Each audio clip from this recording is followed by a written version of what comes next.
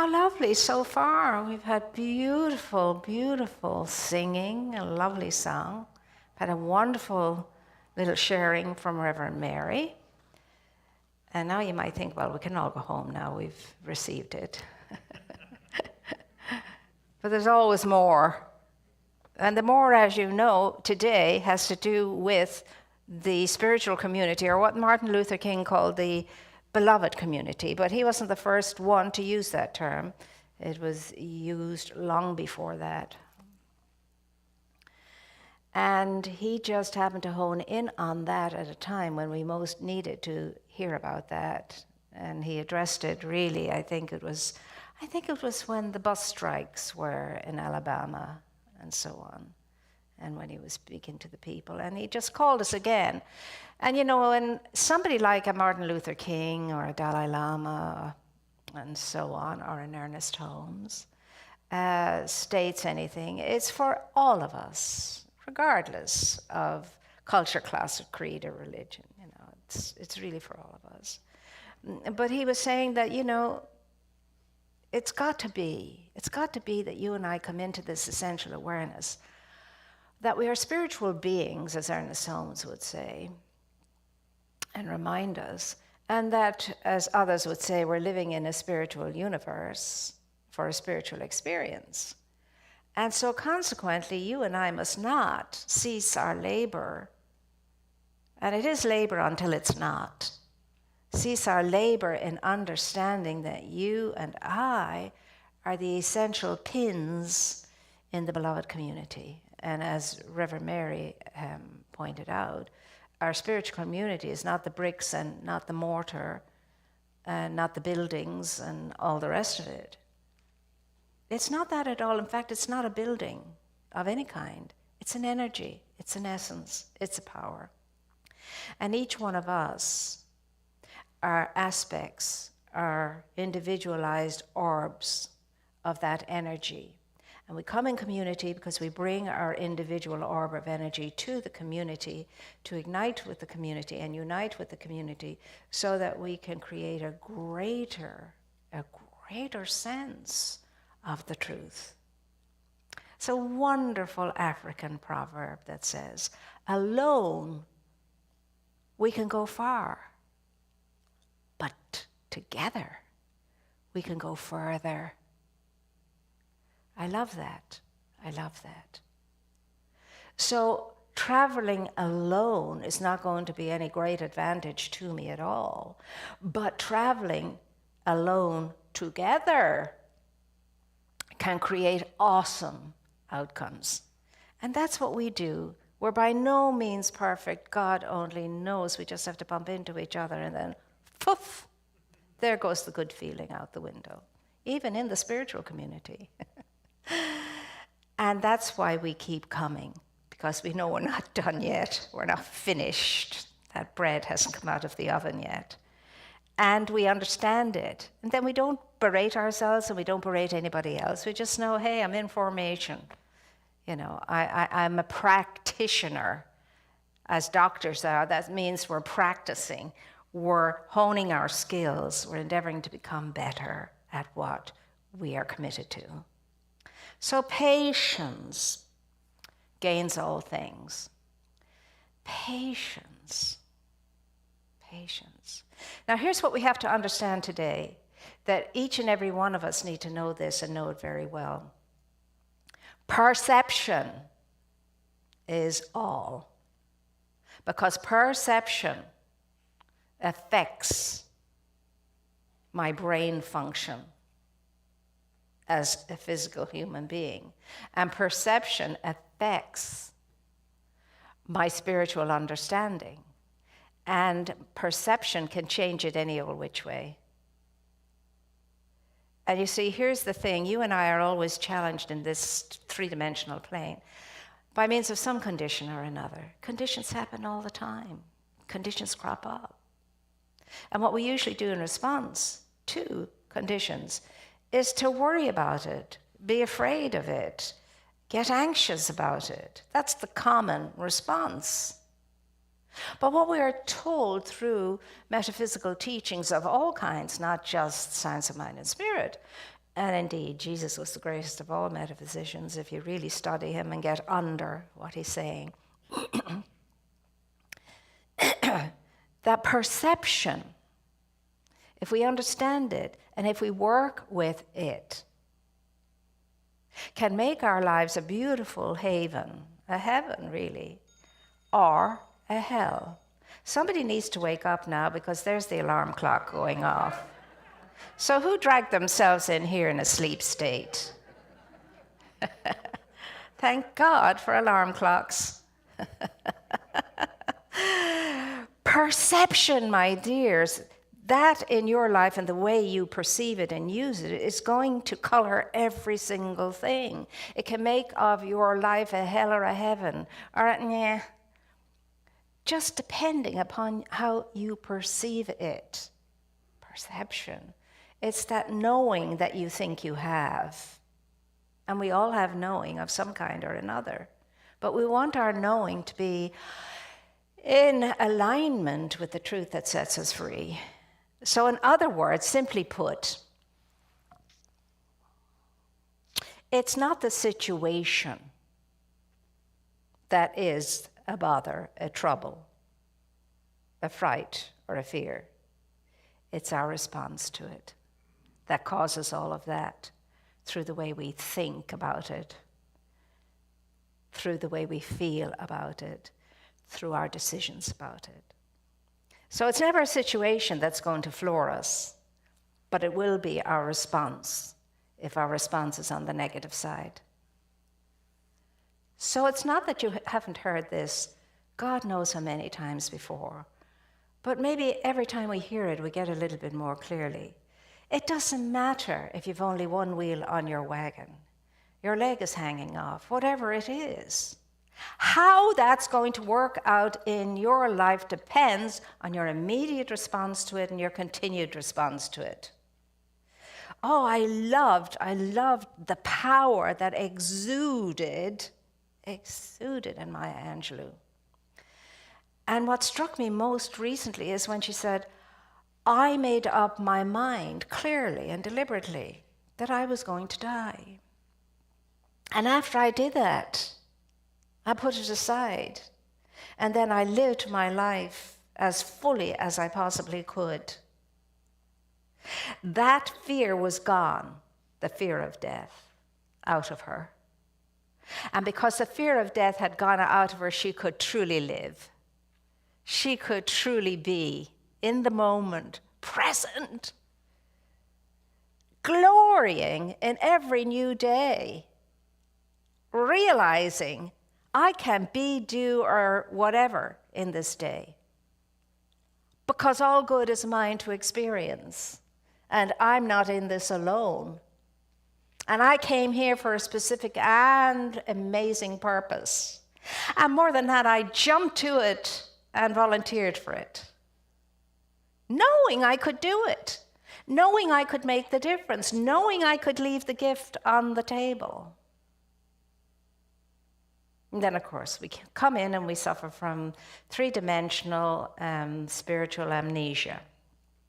But then our journey is to wake up, wake up, wake up. That's all you and I have to do, to mend, to fix, to heal anything. Wake up. And know of myself I do nothing. It is the power and the presence within me that does the work if I allow it to.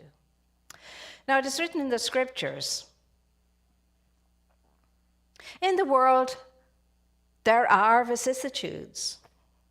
Vicissitudes. As a child, I used to love that word, and before I could even say it properly, I'd go, but I loved those kinds of words as a small child, words that were long and big and tongue twisters, and they caused me to wonder. Vicissitudes in the world. But fear not, for I have overcome the world. Look upon me, says the scripture, and be saved. That means become one with me and know in and through and from me the truth of me that can free you from anything. This is a recurrent theme just now because we're living in extremely challenging times. In my lifetime, I can't think of any greater challenging times. And because we're over-challenged, it seems, we get a little bit, tight, to say the least. Uptight, to say the least. And when we're uptight, we make boo-boos and mistakes, and, we bash into each other. We used to bump into each other, but now a lot of us are bashing into each other for the time being until that all stops. But go back to knowing the truth that sets us free. I am with you as I've always been, and I shall always be with you. Look on me, turn to me, and be saved from yourself. It's the only thing you and I have to be saved from is ourselves. God help us all. It's ourselves. And it's a wonderful thing to know that, because then we can let everybody else off the hook and stop blaming everybody, and especially ourselves. You wouldn't be here sitting in these seats if you couldn't do it. If you couldn't overcome and if you couldn't self-realize, you wouldn't be sitting here. Because there's something in you that will not let you go. It keeps pushing you and telling you, oh, you're not here for that. You know you're not here for that. Oh, you don't have to go there. Watch your perception. Watch perception. Don't terrorize your mind by thinking things that are not even the truth, but just imaginary, because of your fear and because of your anxiety. All of us have experienced that. So if we could just breathe deeply more, that would be a great big start in allowing ourselves to be present to the present, who's always present to us. Breathe it in and know it's breathing you. You're not breathing it. It's breathing you. It's the life of you. It's the breath of you. It is the essence of you. It's the spirit of you and the soul of you. It's what remains after you're finished with your body. Breathe it in and feel its power. Perception. Perceive that breath as a live, living thing, as the greatest antidote to anything, as the greatest medicine for all, as the greatest power. None more powerful than it. And where is it? It's in you, around you, about you, above you. We're like the little fishes looking for the great sea, not knowing we're swimming in it. We go on all these quests, don't we? We do. We go on all these quests, big, little, and small, trusting that this will be it. This will be where I'll get the answers. This will be where I'll come home to the truth. There is no quest. There's only the challenge for you and for me to wake up and be yourself. Come home to yourself like the prodigal. Now look at the prodigal. We think times are hard now, but he was going through dreadful stuff. He was at the very last end of his tether. He just couldn't do it another moment. The breakthrough in all the muck and the mire, in all of the forsakenness and feeling, he came to himself. They're my favorite words in Scripture. He came to himself, simple little words. And when he came to himself, what did he do? He rose up, strong, deliberate, confident, with direction. And the direction was to go home to the Father, to return to his home. And we're not talking about a physical home here. To come home to himself, the great self of himself. And as you know, those of you who know the story,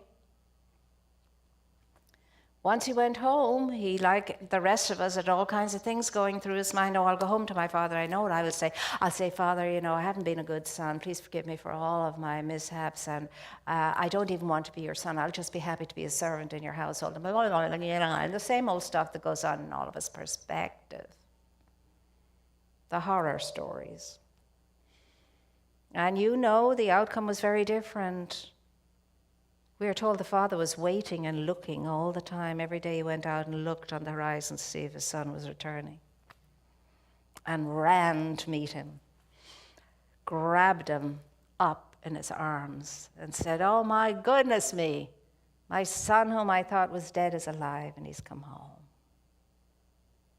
Not one word, not one reprimanded word, not one, "Well, I hope you have come to your senses now.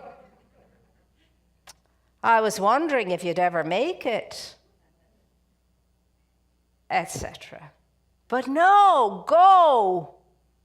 Prepare the feast. Bring him the finest robes. Put the rings on his fingers and the best sandals on his feet. My son who is dead has come home. After all his worry, and you can imagine his machinations going on in his mind as he's returning home, thinking, well, if it goes that way, this can happen. If it goes that, and this is what I'll say, and probably worn out by the time he got there. But yet, the fire in his recognition of the truth that was setting him free kept him moving in the direction. And you know that man was changed forever and was no longer a prodigal son. We're doing ourselves in with the way we think about ourselves and others. How easy it is for us to go to the awfulizing and the terribilizing. How easy it is for us to go to the negative with regard to ourselves and others. How easy it is to misunderstand and to miss the mark. And that's what sin is, missing the mark, making a mistake. And everyone does it without exception, if they're a human being on planet Earth. And I love to remember that all of us have clay feet. We have to take very good care of them because they're easily broken. Well, let's think of our thoughts, our words, and our deeds as clay feet and make sure they don't lead us astray. You are absolutely phenomenally blessed, provided for, given to, have the best possible resources you could ever imagine. You never, if you knew it, and more than that, if you felt it, you'd never need to worry one more moment on this plane. You'd be like a Maya Angelou. Okay, I know death is coming. I know I'm here only for a short space of time, no matter how long it is. So I will be the self of myself. And I will accomplish what I choose to accomplish, because I won't be doing it of myself. Because I know it is the Father within me that does the work. And remember, she was, her particular spiritual bias was with unity. She was one of our way of thinking. But she embraced all ways of thinking, which is what we do here too.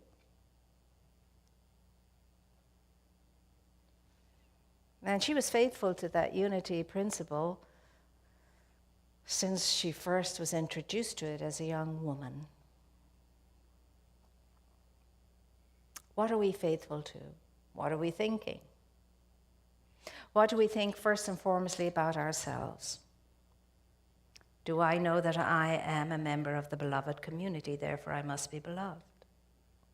Do I know that being a member of a beloved community means my focus is on one thing and one thing alone, love? And as Martin Luther King says, that beloved community has before it the awesome task of standing up in principle and speaking the truth and working without ceasing to produce a world wherein every individual is honored and treated with dignity,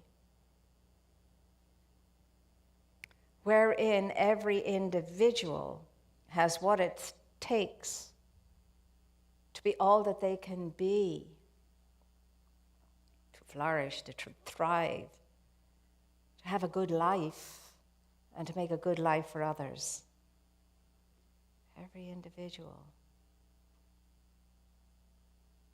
We live in such small ways. We live in such small houses, the house of the mind, too much of the time. When your mind could set you free, the consciousness of spirit, where you'd never again feel a ceiling above you, never again feel closed in, never again wonder about your value, your worth. And when you get to that point as an individual, you'll never wonder about anybody else's value or worth either. It all becomes one great thing. You become the beloved community. One in the one and the one and the one and the one and the one and the one. We have such a phenomenal opportunity, and how we mess it up a lot of the times. Not deliberately. I don't believe any one of us in this room were deliberate in it, because we know more than most. But nevertheless, we are so practiced into human consciousness, and that human consciousness habituating us into certain ways of thinking and feeling and moving and so on. Well, this week we are called on to be, in actual practice, the beloved community. Can we do it? Yes. Oh, thank God 4 of us can. It's a start. You only need a little piece of leaven, to get the whole thing rising. Do you think we can do it? Yes. Thank goodness we are awake and we are listening. And more than that, we're moving upon what we hear to change for the better. I don't know what you came in here with. I don't know what you were carrying. I don't know what you were thinking, what you were feeling, which way it could go for you as far as the day unfolding is concerned, whether to go on this side of life or this side of life. But we all have a decision to make right here and right now. Let go of every single solitary thought and feeling from the past that has ever concerned you, upset you, annoyed you, or whatever. Let it all go, let it go, let it go. If I could sing the song, I would. But then I'd be getting more than that light flashing at me. I'd be getting the shepherd's crook. But anyway, make the week what you will of it, because you're the only one that can make of it anything. You decide. You get to decide. Is this going to be your best week yet? Yes. Are you in it? Yes. To achieve it? Yes. We'll see. I'll ask you next Sunday when you come in, did you succeed and did you achieve? And I will too. Ask myself that. But anyway, I'm delighted to unleash you out there into the world to be the good that you are, because you are good, and I don't care what you've been thinking about yourself or what you heard other people say about yourself. You're it. You're the infinite one in expression to do your work here and accomplish it and make the world rise as a result of it. Lavate time. All right, so say with me right now. Exactly as I am. Exactly as I am. I'm ready. I'm ready for the more. I'm ready to release and let go of all the silly thoughts I've been thinking about myself and everyone else. And feel the freedom of what it is to know. I don't have to do it all. I just have to give it up, hand it over, and let God be God by means of me. So it is. Got it. Wonderful. I think we're all going to have a great day and a great week. And more than that, I think we're all going to experience wonderful good as a result of our changing our minds and keeping our minds changed. Remember, Raymond Charles Barker said, it's not a problem to change your mind. The challenge is keeping your mind changed. Now to thanksgiving and gratitude for all our good, please. Divine love consecrates my gift.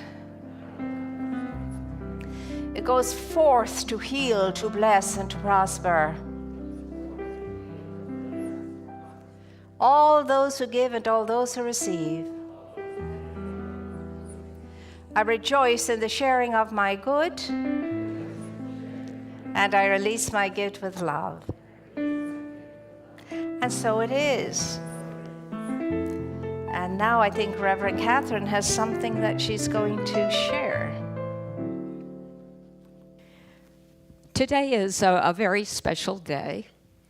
On this day, the first Sunday in October in 2000, Reverend Moira Foxe stepped onto this platform for the first time as the senior minister and leader of Redondo Beach Church.